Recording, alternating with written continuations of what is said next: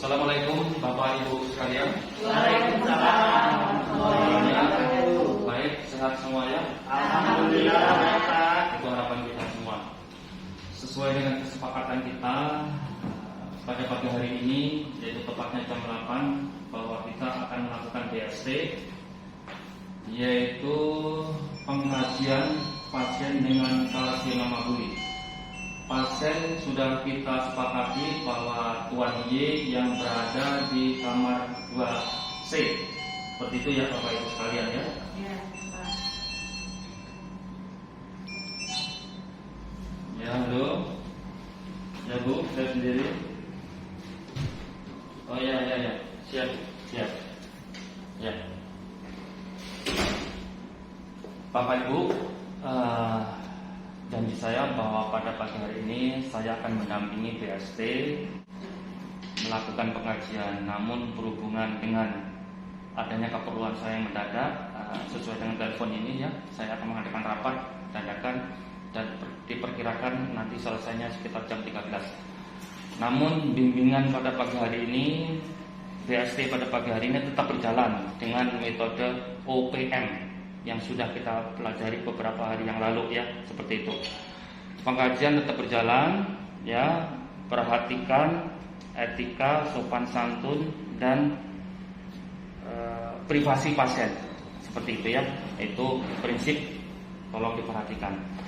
Nanti setelah selesai dan saya hadir kembali di sini kira-kira jam 13, Bapak Ibu sekalian presentasi ya, apa pengkajian sudah dilakukan harus dipresentasikan, seperti ya. Bersedia ya Ibu sekalian ya? Ya. Saya tinggal. Wassalamualaikum warahmatullahi wabarakatuh. Assalamualaikum Bapak Ibu sekalian. Selamat siang.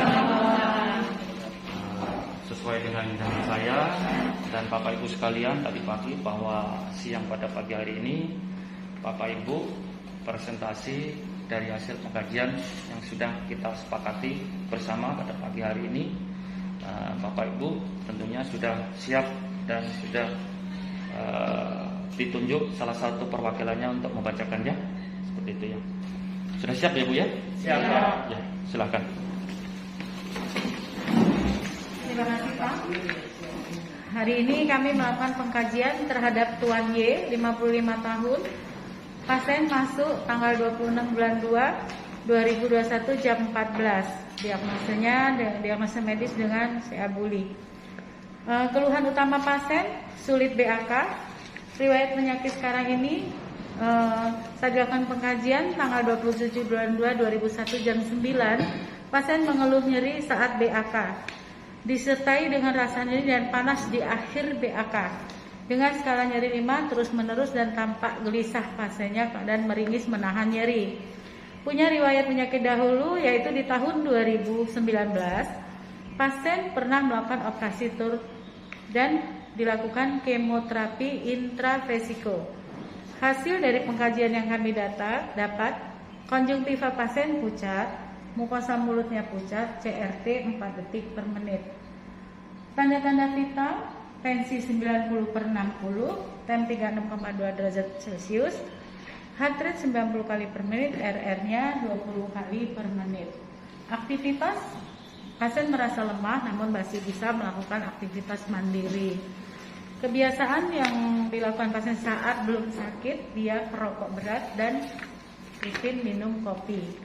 Dari hasil penunjang yang kami dapat, lab PA-nya transisional sel karsinoma di tahun 2019. HB pasien 7,9%, leukositnya 17.000. Terapi yang diberikan ceftriaxone 2 kali 1 gram, Kalnek 3 kali 500 mg. Rencana diberikan transfusi PRC 300 cc. Mungkin itu Pak data yang kami dapat. Ya, terima kasih untuk Bu Siti. Hasil pengkajian itu adalah merupakan diskusi dari Bapak Ibu sekalian sebagai mahasiswa. Telah kita dengarkan bersama, setelah kita pahami bersama bahwa pengkajian selesai, tentu selanjutnya adalah ditetapkan masalah perawatannya. Dari hasil diskusi ini Bapak Ibu sekalian, apa saja yang menjadi masalah keperawatan atau diagnosa keperawatan dari hasil pengkajian yang sudah Bapak Ibu lakukan? Tidak harus Bu Siti, karena ini merupakan diskusi, jadi semuanya harus tahu. Boleh yang lain biar merata. Silakan Bu. Dari hasil pengkajian kami dan analisa data Pak, ini muncul 3 diagnosa keperawatan. 1, diagnosa keperawatan yang muncul gangguan eliminasi urin berhubungan dengan obstruktif saluran kemih. Yang kedua, gangguan perfusi jaringan perifer berhubungan dengan berkurangnya sel darah merah. Yang ketiga, nyeri akut berhubungan dengan adanya keganasan. Demikian Pak, ada 3 diagnosa perawatan yang muncul setelah kami lakukan analisa data. Ya, terima kasih Bu Mariati. Masalah perawatan sudah dimunculkan 3. Kemudian Bapak Ibu sekalian, apa yang mendasari munculnya 3 masalah keperawatan atau 3 diagnosa keperawatan? Tolong Bapak Ibu sekalian, ini merupakan hasil diskusi. Tolong yang lain yang mendasari atau pendukungnya sehingga muncul 3 diagnosa keperawatan yang sudah disebutkan tadi. Ya, baik Pak, saya coba menjawab ya dari 3 diagnosa tadi. Yang pertama, gangguan eliminasi urin berhubungan dengan adanya obstruksi saluran kemih. Data subjektifnya mengeluh sulit BAK. Data objektifnya tampak gelisah. Hasil PA transisional sel karsinoma tahun 2019. Untuk diagnosa yang kedua, gangguan perfusi jaringan perifer berhubungan dengan berkurangnya sel darah merah. Data subjektifnya mukosa tampak pucat. Data objektif HB 7,9, CRT 4 detik per menit. 3, nyeri akut berhubungan dengan adanya keganasan. Data objektifnya skala nyeri 5, nyerinya secara terus menerus. Demikian Pak untuk data penunjangnya. Ya, terima kasih. Dari pengkajian hingga ditetapkan diagnosa keperawatan yang jumlahnya 3, saya pikir udah bagus ini ya, sangat fokus apa yang diperiksa sesuai dengan diagnosa medis. Kemudian Bapak Ibu sekalian, tentu ada hal-hal yang perlu ditambahkan dari pengajian hingga penetapan diagnosa, kemudian data pendukungnya. Saya kira ada yang perlu ditambahkan supaya lebih bagus lagi. Terima kasih Pak. Baik, di sini saya akan menambahkan untuk data diagnosa yang kedua, yaitu gangguan perfusi jaringan perifer berhubungan dengan berkurangnya sel darah merah. Untuk di DO-nya, data objektifnya saya tambahkan tadi sudah disampaikan oleh Bu Wayat, HB 7,9, CRT-nya 4 detik per menit, konjungtivanya anemis, pasien tampak pucat, pasien tampak lemas.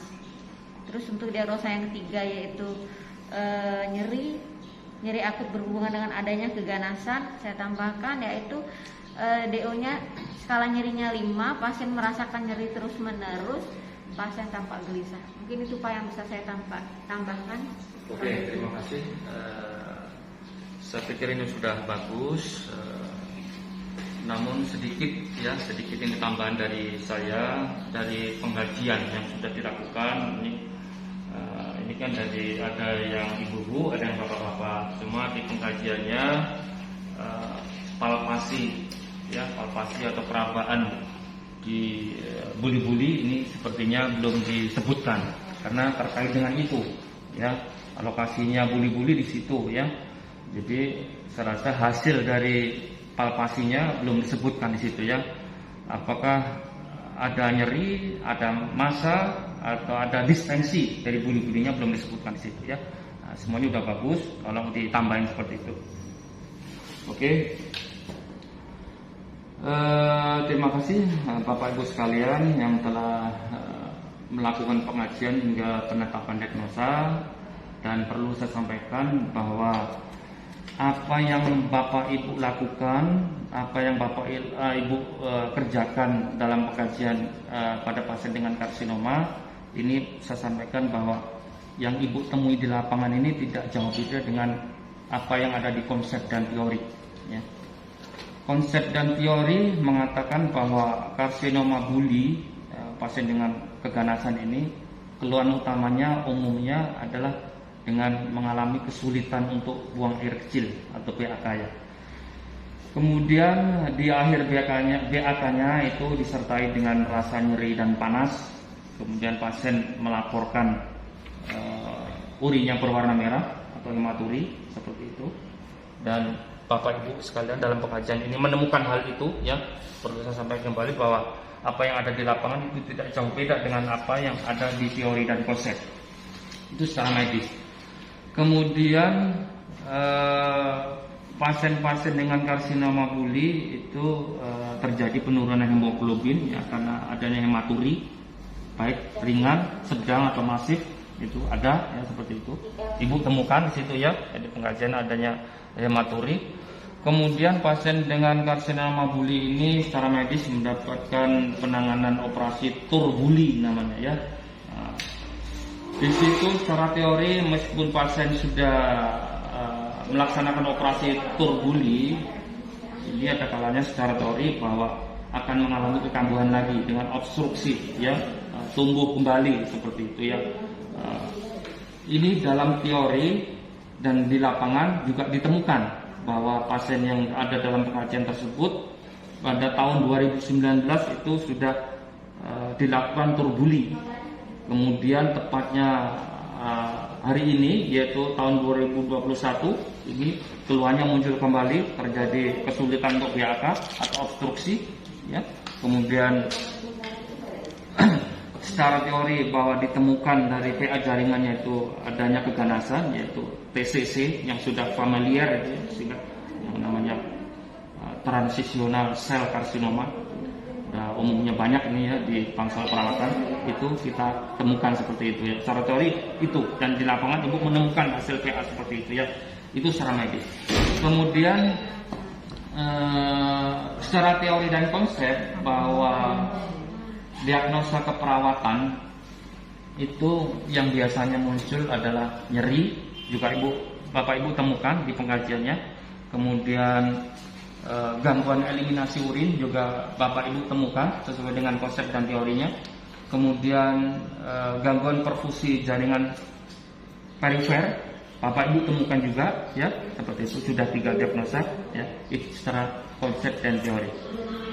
Jadi itulah Bapak Ibu sekalian manfaat atau tujuan bahwa Bapak Ibu sekalian ketika akan masuk bangsal perawatan dan akan merawat pasien tertentu, tentu oleh perseptor kliniknya adanya responsi LP. Harapannya Bapak Ibu sekalian menguasai secara konsep dan teori dari diagnosa medis atau aspek keperawatannya dengan pasien tertentu. Artinya ketika Bapak Ibu sekalian berada di dekat pasien, berada di lapangan itu sudah hafal atau sudah memahami apa yang ada di teori dan konsep. Karena yang Bapak Ibu temukan pasti tidak jauh beda dengan apa yang ada di konsep. Itu tujuannya ya. Tujuannya Bapak Ibu membuat LP kemudian responsi seperti itu ya. Kiranya saya simpulkan bahwa diskusi kita pada pagi hari ini, PST pada pagi hari ini sudah berjalan baik ya.